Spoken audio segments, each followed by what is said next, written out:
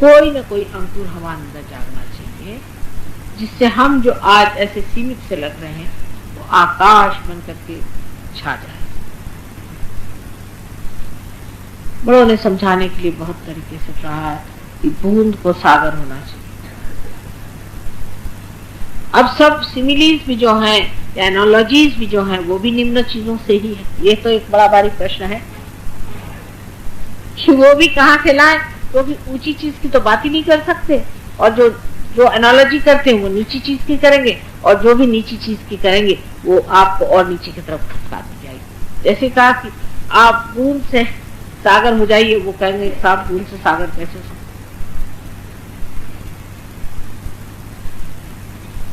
कितने भी गोल घुमा करके बात समझाई जाए समझ में नहीं आएगी, क्योंकि समझने वाला जो है वो ये बुद्धि का ही प्रकार है। जब समझना आत्मा से ही हो सकता है तो बुद्धि से क्या समझाया जा सकता है, आप ही बताइए। जैसे कि हमारे यहाँ बहुत से विदेशी सहयोगी आए, ये आपके संगीत के बारे में सारे गम भी नहीं जानते, अपने संगीत के बारे में सोचते, आपके संगीत शास्त्र के बारे में कुछ नहीं जानते, राग रागिनियों के नाम नहीं जानते। लेकिन अगर कोई सा भी हिंदुस्तानी शास्त्रीय संगीत शुद्ध बजाया जाए तो कितना भी कठिन राग हो उसमें मस्त हो जाता।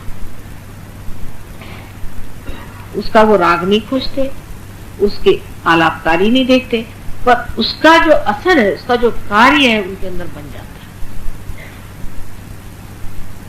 नहीं तो अगर अपने हिंदुस्तानी सुनने बैठेंगे तो पहले पूछेंगे साहब गाने वाली कौन है, फिर ये राग कौन सा है, विचार आ गया बीच, इनका घराना कौन सा है, इनके बाप दादे कौन से, ठेका कौन सा लगा। लेकिन जो इस चीज से बैठा नहीं है वो सिर्फ अपने आत्मा से उसका अनुभव ले रहा है, उसका मजा ले रहा है, और वो राग जिस चीज के लिए बनाया गया था वो आनंद पूरा की पूरा उस आदमी में समाया जा रहा है। जिस आनंद से वो बनाया गया था वही पूरा की पूरा आनंद उसमें समाया जा रहा है और उसमें कार्यान्वित। इस आनंद की प्राप्ति आप सबको हो सकती है, यह हमारा कहना है। आप अगर कहें तो हम भी इस बात को मान जाए।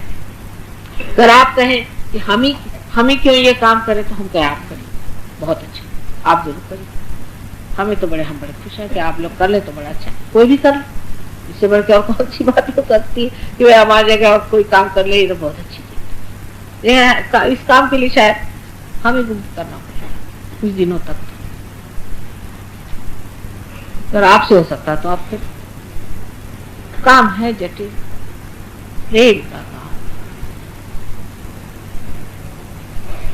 और प्रेम सत्य है और सत्य प्रेम। इतना गहन प्रेम है ये कि इसमें मनुष्य फौरन पहचान जाता है कि दूसरों को क्या शिकायत, दूसरा कोई रह ही नहीं जाता, इतना गहन प्रेम है। सब अपने अंग प्रत्यंग हो गए। जब दूसरा कोई नहीं रहा तो किस पे उपकार करने जा रहे हैं।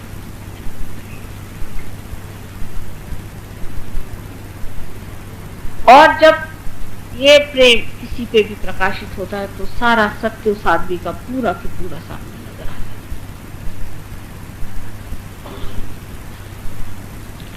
पूरी की पूरी चीज, पूरी तस्वीर सामने आ जाती है। उस प्रकाश में आप जान लेते हैं कि ये जो आपका अंग प्रत्यंग है इसमें क्या तकलीफ है, कार्यान्वित। प्रकाश से प्रकाश में आपको दिखना चाहिए, साफ साफ नजर आना चाहिए, उसमें गलती नहीं होनी चाहिए। एक ही नहीं, सब लोग जो देखेंगे वो एक ही बात कहें कि माँ ने सफेद रंग की साड़ी पहनी। उसमें अनेक विचार नहीं हो सकते, उसमें झगड़े की बात नहीं, एक ही सत्य हो सकता है। और जो एक ही सत्य होता है वो अनेक होते हुए भी एक ही जैसा दिखता है। लेकिन इस प्रेम को आज तक किसी ने जाना नहीं, बहुत थोड़ों ने जाना, और जिन्होंने जाना उनसे किसी ने जानना नहीं चाहा। उनको परेशान किया, उनको सताया और उनके मरने के बाद मंदिर खड़े कर दिए, चर्च खड़े कर दिए और दुनिया भर के गुरुद्वारे खड़े कर दिए और सब चीज खड़ी कर दी, लेकिन उस प्रेम को नहीं जाना जिस प्रेम के सहारे ये सब चीजें खड़ी।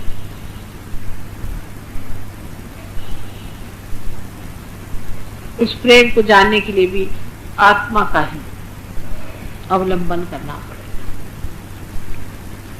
जैसे लौकिक चीजें जानने के लिए हम बुद्धि का अवलंबन करते हैं, वैसे ही अलौकिक चीजें जानने के लिए हमें आत्मा का अवलंबन करना पड़ेगा। अब कोई कहेगा आत्मा है या नहीं,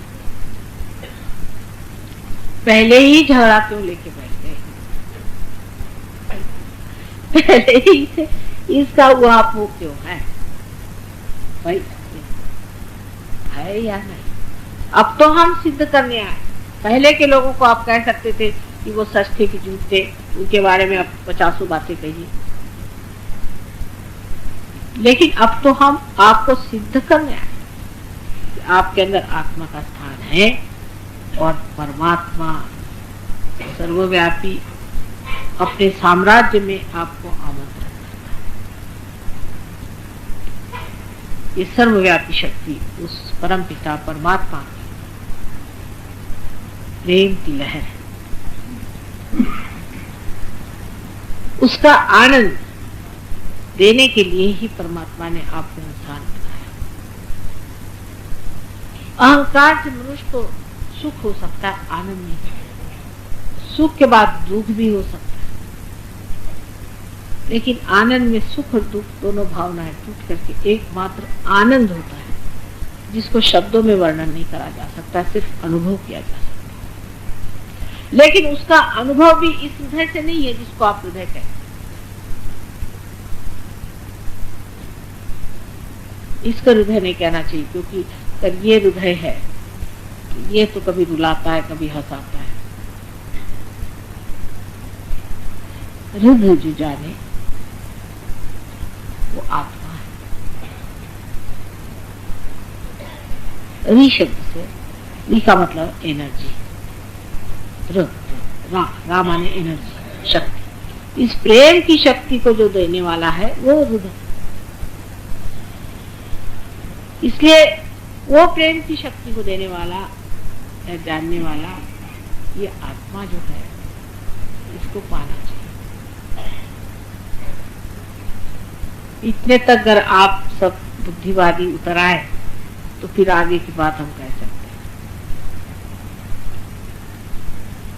इतने तक पहले उतर आइए, ये बहुत जरूरी चीज है, क्योंकि नहीं तो बीच ही में आपकी बुद्धि खड़ी होगी कि पर माता जी इसका ऐसे कैसे।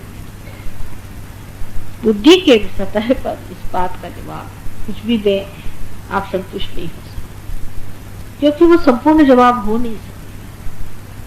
हालांकि लॉजिकली मैं आपको ले आई हूँ उस पॉइंट पे जहां आप ये कहेंगे कि अच्छा तुम आप बताओ ये आत्मा कैसे पाया जाए।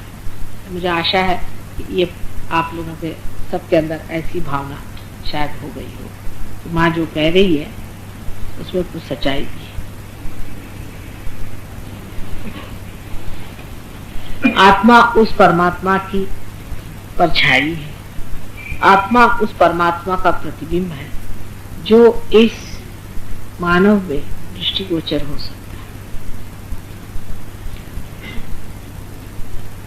इन्होंने पूछा कि कुंडलिनी और आत्मा में क्या संबंध है।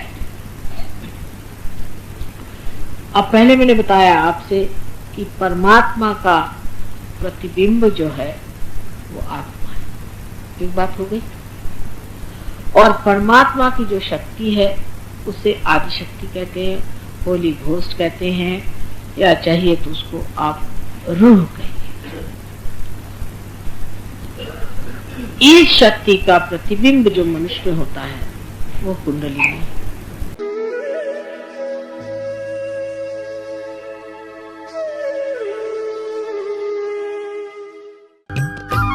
सब्सक्राइब कीजिए कुंडलिनी जागरण को और प्रेस कीजिए बेल आइकन को, जिससे कि आपको मिल सके हमारी लेटेस्ट वीडियो सबसे पहले।